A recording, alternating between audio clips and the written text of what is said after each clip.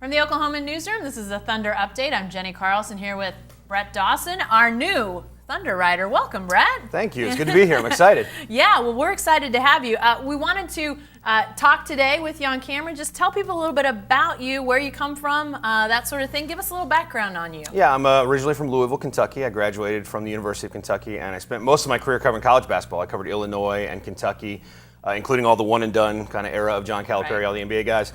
And I spent the last year covering the Pelicans in New Orleans for the Advocate.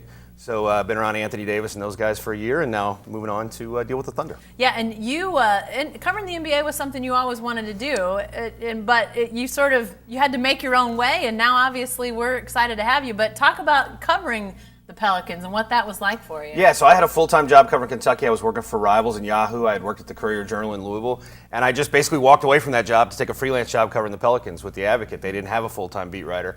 It was just something I always wanted to do. The NBA was something I pursued for a long time, and just wanted to get involved with, and it was a great experience. I think the access is very different from college basketball. I think I was able to do some of the kinds of stories that I really like doing that I wasn't able to do covering Kentucky. Yep. And yeah, it was a great experience, a fun year, dealing with a superstar in Anthony Davis who's really good to deal with, and a guy who I had known from his days at Kentucky. Alvin Gentry, people always tell me if you have to cover the NBA for the first time, Alvin Gentry's the coach to cover. I haven't covered a lot of coaches who would send congratulatory texts about a new job, and Alvin did. So wow. It was a great experience, and I'm looking forward to this one. You grew up in Louisville, obviously huge basketball place, covered Kentucky, now in the NBA. What is it about basketball that you just as a person, what do you like about basketball? Yeah, I think it's sort of in your blood in Kentucky if you're not a huge horse racing person, and I like that, but you're a basketball person.